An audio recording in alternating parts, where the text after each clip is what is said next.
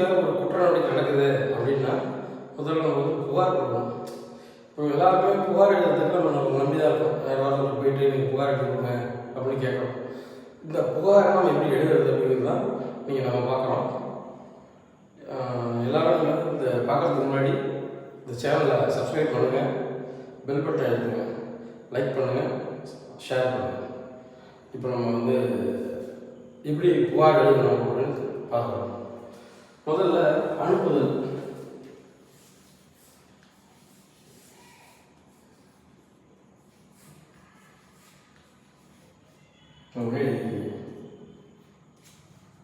அனுப்புதல் எழுதுனோடனே யாருக்கு அனுப்புவோம் அப்படின்றத நம்ம யார் அனுப்புறது ரொம்ப முக்கியமானது. அப்போ நம்ம பேர் போய் உதாரணத்துக்கு யார் பேர் எழுதி வச்சுக்கோங்க.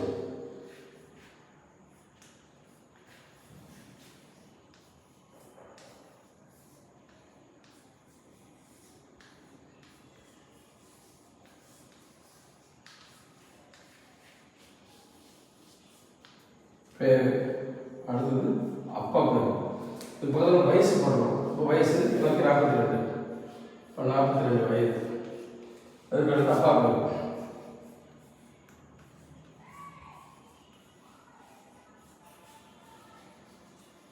எழுதிக்கணும். அதுக்கடுத்து உங்களுக்கு ப்ராப்பர் அட்ரஸ், வீட்டு நம்பர், ஒரு வீட்டு நம்பர் வந்து வீட்டு நம்பர், ஒரு தெரு பேர், மாரியம்மன் கோயில் தெரு,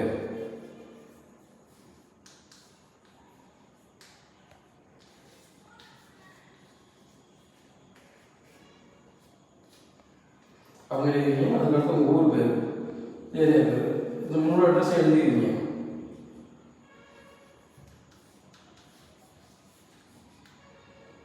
எழுதிட்டீங்கன்னா அதுக்கு அடுத்தது பெறுநர் அப்படின்னா இப்போ பெறுநர் போட்டு நீங்கள் என்ன பண்ணணும் அப்படின்னாக்க பெறுதல்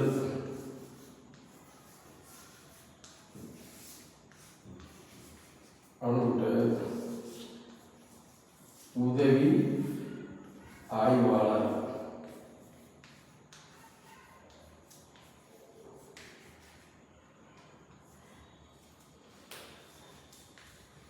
அவர்கள். இப்போ நம்ம இலையில எந்த போலீஸ் இருக்குதோ அந்த போலீஸ் வந்து எழுதணும். உதவியாளர் போட்டு காவல் நிலையத்துக்கு காவல் நிலையம் உடனே திட்டக்குடி, இது காவல் நிலையம் கொடுக்கணும். காவல் நிலையம் திட்டக்குடி.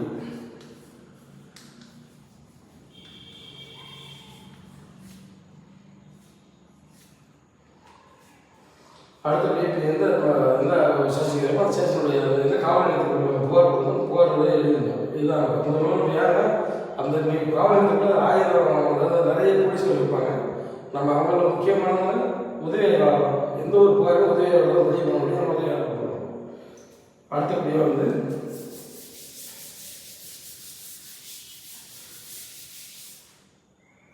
நம்ம அதனுடைய குற்றத்தினுடைய சுருக்கம், அது சுருக்கமாக எழுதணும். என்ன எழுதணும்? முதல்ல நம்ம வணக்கம் போடணும்.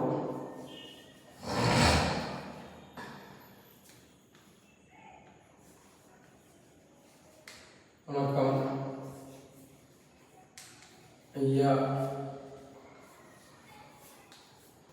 நான் மேற்கண்ட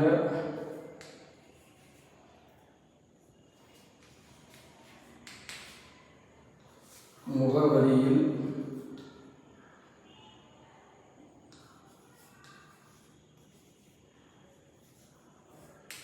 வசித்து வருகிறேன் அப்படின்னு எப்பொழுதுமே முதல் நம்மள மாதிரியே பார்த்தீங்க. நம்ம எங்கே இருக்கிறவங்க அவங்க ஃபஸ்ட்டு போட்ட அட்ரஸ் வந்து நம்மளுடைய பர்மனெண்ட் அட்ரஸாக இருக்கலாம், அல்லது டெம்பரரி அட்ரஸாக இருக்கலாம். எந்த அட்ரஸாக இருந்தாலும் அந்த அட்ரஸ் பதிவேணும். இப்போ இதுக்கு அடுத்தது தான் முக்கியமானது. நான் மேற்கொண்ட முகவரியில் வசித்து வருகிறேன். அடுத்தது என்னன்னா என்னை இப்போ தேதி மாதிரி சொல்லணும். இன்று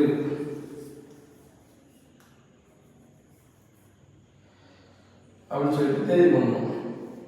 12/8/2025 ஒன்று போட்டு முதல்ல நம்மளோட முகசரி எடுத்து அடுத்து தேதி போடணும். இந்த தேதி போட்டுட்டு சம்பவ இடம் 12/8/2025 மாலை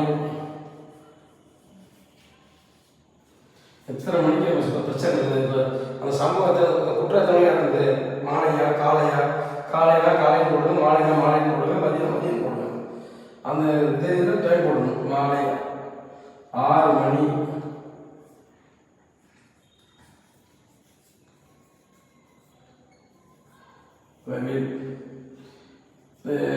அக்யூஸ்ட் இருக்காங்களா, எதிரி இருக்காங்கள, அந்த எதிரி நம்ம ஊரை சேர்ந்தமாக இருக்கலாம், இல்லை வெளியூராக இருக்கலாம், நமக்கு அடையாளம் தெரிஞ்ச நம்பராக இருக்கலாம், இல்லை அடையாளம் தெரியாத நம்பராக இருக்கலாம். அப்போ என்ன பண்ணணும், இப்போ அவங்க நம்ம ஊரே இருந்தாங்க அப்படின்னா எங்கள் ஊரை சார்ந்த அப்படின்னு இருக்கணும். இல்லைனாக்கா எந்த ஊரோ அந்த அந்த ஊரை போடணும், இந்த ஊரை சார்ந்த, இல்லை அடையாளம் தெரிந்த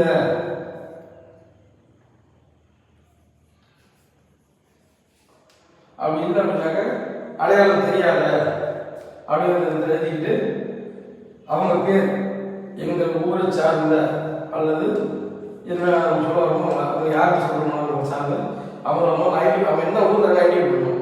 அதுக்கப்புறம் அவங்க பேர் யார் யார் அப்படின்னு அவங்க பேர் எத்தனை இருக்காங்களோ அத்தனை A1 A2 A3 A4 எதிரி 1 எதிரி 2 எதிரி 3 அவங்க பேரெல்லாம் போட்டு அதுக்கப்புறம் அவங்க என்ன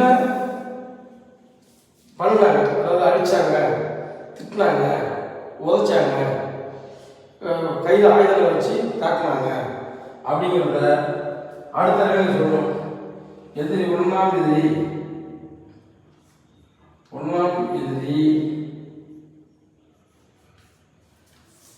அவர் என்னை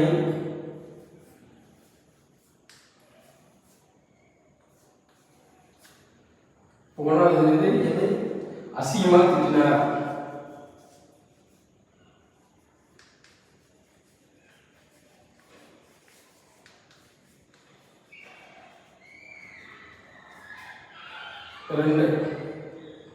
ரெண்டாவது கையில்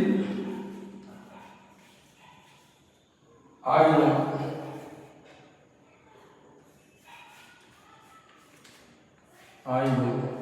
அந்த ஆயுதம் கத்தியாக இருக்கலாம், கட்டையாக இருக்கலாம், கொடுவாளாக இருக்கலாம். எந்த ஆயுதத்தை பயன்படுத்தாங்களோ அந்த ஆயுதத்தை பயன்படுத்தி குழந்தைகளுக்கு கொடுத்தார்கள்.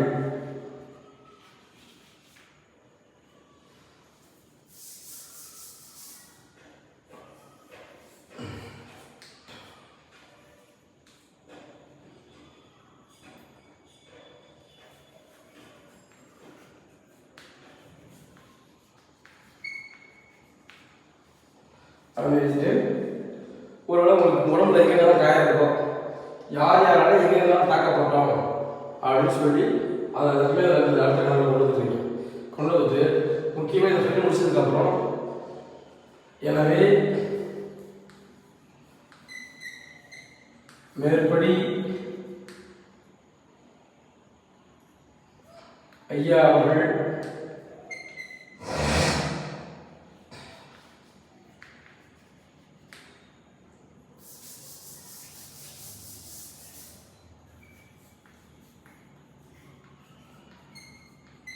எதிரிகளை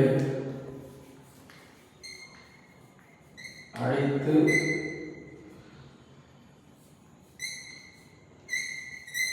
விசாரணை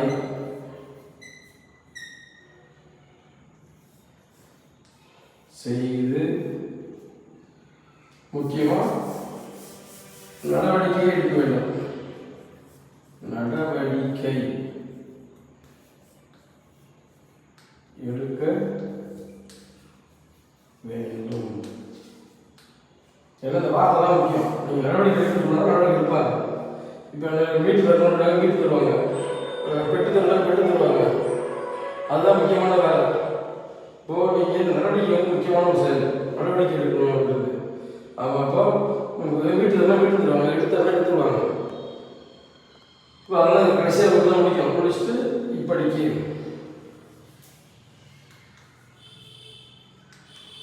அப்படி அவ்வளோதான். இப்படி தான் நீங்கள் புகார் கொடுக்கணும். இப்படி நீங்கள் புகார் கொடுத்தீங்கன்னா அந்த புகார் ஒரு முழுமையான புகாராக இருக்கும்.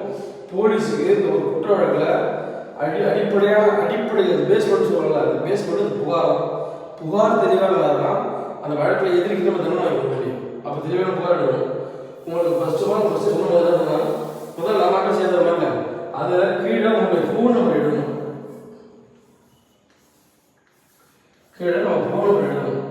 1 2 3 4 5 6 7 8 9 10 ஃபோன் நம்பர் எழுதணும். அப்போ தான் போலீஸ் உங்களுக்கு கனெக்ட் பண்ணும். அதனால் இப்படி தான் புகார் எழுதணும். உங்களுக்கு எதுனாவது உங்களுக்கு டவுட் அப்படி இருக்காங்க கமெண்ட்ஸ் பாக்ஸில் நீங்கள் சொல்லுங்கள். ஒரு டவுட் தானே நீங்கள் கேளுங்க. நான் உங்களுக்கு நெக்ஸ்ட் வீடியோவில் போடுறோம். எல்லோரும் இந்த சேனலை சப்ஸ்கிரைப் பண்ணிக்கிங்க. சட்டம் சம்மந்தப்பட்ட கேள்விகள் உங்களுக்கு எவ்வளோ இருந்தாலும் அதை கேளுங்க. அதோட விளக்கத்துக்காக தான் இருக்கும். நீங்கள் இந்த சேனலை சப்ஸ்கிரைப் பண்ணி லைக் பண்ணி ஷேர் பண்ணுங்கள்.